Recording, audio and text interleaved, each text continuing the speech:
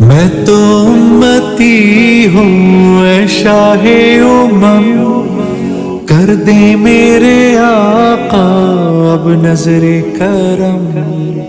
میں تو امتی ہوں۔ حکومت یہ سمجھ رہی ہے کہ قانون نمبر 921 بنا دیں گے، 1052 بنا دیں گے تو مسائل حل ہو جائے گا۔ وہ ان کے اپنے عقل کی پیداوار ہے، ان کا سوچنا بھی صحیح ہے، مخلوق ہے، وہ تو یہی سوچیں گے نا جو میں بناؤں گا اس سے مسئلہ حل ہو جائے گا۔ لیکن اصل جو قانون بنانے والا وہ اللہ ہے، وہ قرآن میں بنا چکا ہے۔ ان کو بھی مسائل کے حل کرنے کے لیے قرآن کا سہارا لیے بغیر کوئی چارہ نہیں۔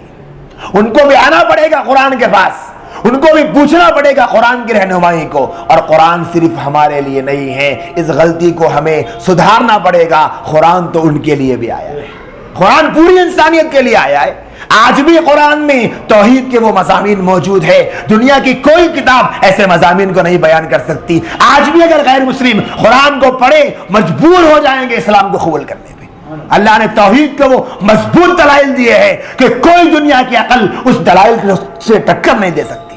ایسے دلائل اللہ نے قرآن میں دیے توحید کی۔ قانون چلے گا تو قرآن کا، قانون چلے گا تو قرآن کا، کوئی قانون نہیں چلے گا۔ اور دنیا میں یہ جتنے قانون بنا رہے ہیں بنانے دیجئے، ہمیں قرآن والوں کو اس سے کوئی فرق پڑنے والا نہیں۔ ہمارے لیے تو قانون قرآن ہے، قانون بنانے والا اللہ ہے، ہمارے لیے کوئی فرق پڑنے والا نہیں ہے، ہمارے قانون میں کوئی فرق آنے والا نہیں۔ لوگوں کو نہیں پتا، لوگ سمجھ رہے ہیں 1400 سال کی تاریخ میں شاید قرآن کے خلاف پہلا قانون بنا ہے، اسی لیے لوگ پریشان ہیں۔ یہ تو سلسلہ ہے، ان کے آباء و اجداد نے بھی وہی کیا تھا، اب یہ لوگ کر رہے ہیں۔ اللہ کیا کہتا ہے قرآن میں؟ لَتَجِدَنَّ أَشَدَّ النَّاسِ عَدَاوَةً لِلَّذِينَ آمَنُوا الْيَهُودَ وَالَّذِينَ أَشْرَكُوا۔ اللہ فرماتا ہے لوگوں میں سب سے زیادہ سخت دشمنی کے اعتبار سے، ایمان والوں کے دشمن ہونے کے اعتبار سے کون ہے؟ کافر ہے اور یہودی۔ اگر میں آج کے معاشرے میں ترجمہ کر دوں تو ہمارے ملک کے اعتبار سے آج مسلمانوں کے دشمن عیسائی ہے، یہودی ہے، ساتھ میں ہندو بھی مسلمانوں کے سخت دشمن ہے۔ قرآن کہہ رہا ہے، کوئی عالم کہتا فتوے کی ضرورت تھی، اللہ پہ کون فتویٰ لگائے گا؟ مجال ہے کسی کی؟ اللہ خود کہتا ہے للذین آمنوا الیہود والذین اشرکوا، جو شرک کرنے والے ہیں وہ مسلمانوں کے دشمن ہیں۔ شرک کسے کہتے ہیں بھائی؟ صرف کہتے ہیں کہ اللہ کے علاوہ کسی غیر کو پوچھنا، اللہ کے ساتھ کسی کو شریک ٹھہرانا۔ یہودی اور عیسائی، یہودیوں نے عیسائیوں نے جو گناہ کیا وہ اللہ کی کتاب کو ماننے والے تو تھے، اس کے ساتھ میں انہوں نے نبی کا انکار کیا۔ عیسیٰ علیہ السلام کو عیسائیوں نے ٹھہرایا اللہ کے ساتھ، تثلیث کا عقیدہ گڑا۔ لقد کفر الذین قالوا ان اللہ ثالث ثلاثہ، اللہ نے ان کے کفر کا اعلان کر دیا۔ وہ کافر ہیں جو کہتے ہیں کہ اللہ تین میں سے ایک ہے۔ مریم علیہ السلام، عیسیٰ علیہ السلام، اللہ، تینوں کے جوائنٹ کمبائن کو وہ کہتے ہیں کہ اللہ ہے، تینوں کا مشترک۔ اللہ نے ان کی تکفیر کا اعلان کر دیا، وہ تو کافر ہو ہی گئے۔ اللہ نے ان کے لیے شرک کا اعلان نہیں کیا، وہ کافر ہیں۔ اور اللہ یہاں کیا کہتے ہیں والذین اشرکوا، جنہوں نے شرک کیا۔ شرک کرنے والے آج پوری دنیا میں کون ہیں؟ ہم سب جانتے ہیں۔ ہندوستانی مسلمانوں کے لیے یہ مسئلہ سمجھنا کوئی مشکل نہیں ہے۔ آج جو حالات آ رہے ہیں وہ قرآن کی پیشن گوئی کے مطابق ہے۔ پریشان ہونے کی کیا بات ہے؟ کوئی پریشان ہونے کی بات نہیں ہے۔ قرآن پر جس کا علم ہوگا، قرآن پر جس کا مطالعہ ہوگا، قرآن آیات کو جو سننے والا ہوگا، قرآن دروس میں جو جانے والے ہوں گے، علماء سے جو چمٹے ہوں گے، انہیں حالات کے بعد بجائے پریشانی کے، اللہ نے جیسے فرمایا جب ان کے سامنے قرآن پڑھا جاتا ہے تو ان کے دلوں میں ایمان کا اور اضافہ ہوتا ہے اور ان کے دل لرز جاتے ہیں اللہ کے ذکر سے۔ یہی ہوتا ہے۔ آج حالات جو آ رہے ہیں وہ مسلمانوں کو جھنجھوڑنے کے لیے، آج ضرور پوری انسانیت کو تباہ کرنے کے حالات چل رہے ہیں اور مسلمانوں کے سب دشمن بنے بیٹھے ہیں۔ ہندوستان میں بھی دشمنی کے تمام ہتھ کنڈے پار کیے جا رہے ہیں۔ ہماری نسلوں کو برباد کرنے کے فیصلے کیے جا چکے ہیں اور کوششیں جاری ہو چکی ہے۔ لیکن میرے بھائیوں اور بہنوں، ہمت ہارنے کی ضرورت نہیں ہے۔ ہمت انہیں ہارنا چاہیے جن کے پاس ہتھیار نہ ہو۔ ہمارے پاس قرآن جیسا ہتھیار ہے، ہمیں ہمت ہارنے کی کیا ضرورت؟ آج ضرورت اس بات کی ہے کہ ان حالات میں بجائے فیس بک کے دیوانے بننے کے، بجائے یوٹیوب کے دیوانے بننے کے، بجائے سوشل میڈیا پر حد سے زیادہ سرگرم رہنے کے، قرآن کو اپنا رہنما بنائیں، حدیث کو اپنا رہبر بنائیں، نبی علیہ السلام کی رہبری کو قبول کریں. پھر دیکھیں دنیا میں کچھ بھی حالات ہوں گے، آپ کی اپنی زندگی پرسکون گزرے گی، ضرور گزرے گی. یقیناً حالات آج بہت خراب ہے، ہماری نسلیں تباہی کے دہانے پر چل رہی ہے، اور آج طلاق جیسی چیز پر پابندی عقل میں آ رہی ہے، لاجک یہ کام کر رہی ہے، ہاں بھی طلاق کی وجہ سے اتنا ظلم ہو رہا ہے، لیکن طلاق کے مقابلے میں شراب کی وجہ سے معاشرے میں جو تباہی پھیل رہی ہے، یہ لاجک سمجھ میں نہیں آ رہی، یہ سمجھ میں نہیں آ رہا ہے. حقیقت تو یہ ہے کہ انسانیت کو فائدہ پہنچانا مقصود نہیں، بلکہ اصل مقصود تو شریعت کو چھیڑنا ہے. اور یاد رکھیں یہ چھیڑنا اس بات کی علامت ہے کہ اسلام سچا مذہب ہے. سچا نہ ہوتا تو کیوں چھیڑتے؟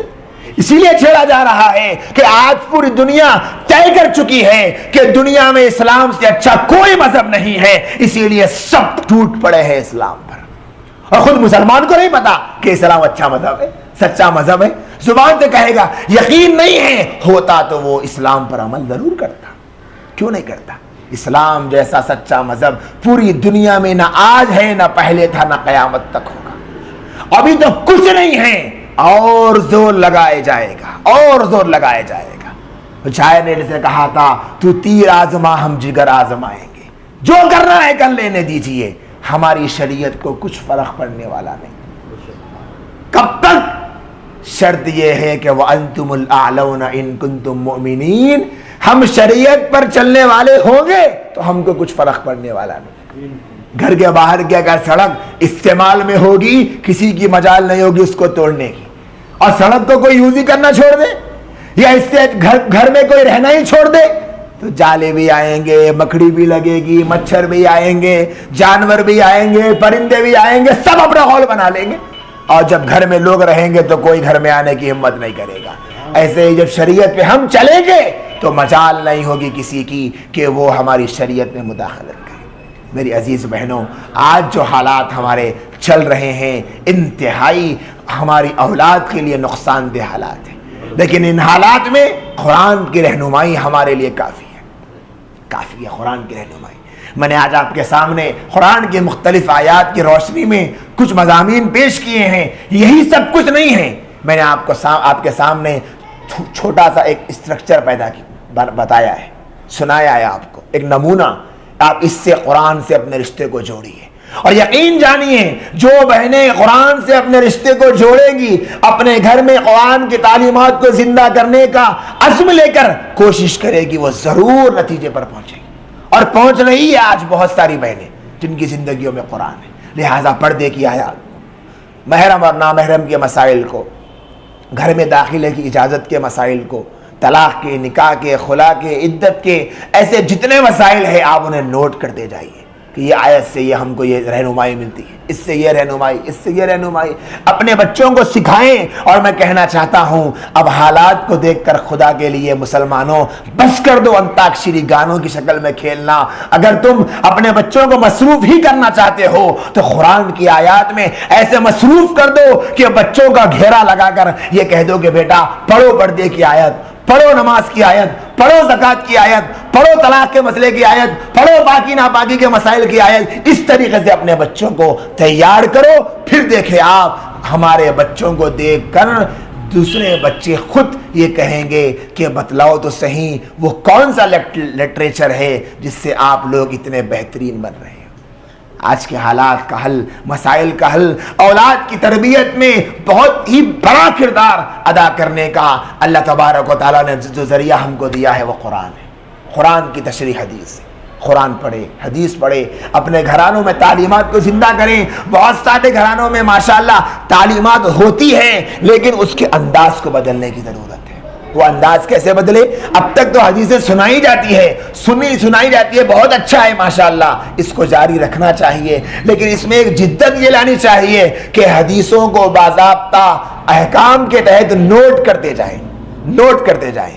فیس کرتے جا کہ ہاں بھئی یہ حدیث ہے، یہ حدیث ہے. لہذا حدیثوں کو نوٹ کر کے اپنے گھر کے بچوں کو، اپنی بہنوں کو، اپنے رشتہ داروں کو، اپنی سہیلیوں کو، اپنے جان پہچان کے لوگوں کو اس کا عادی بنا دیں کہ قرآن مجید میں کیا ہے ہم کو پتہ چلے.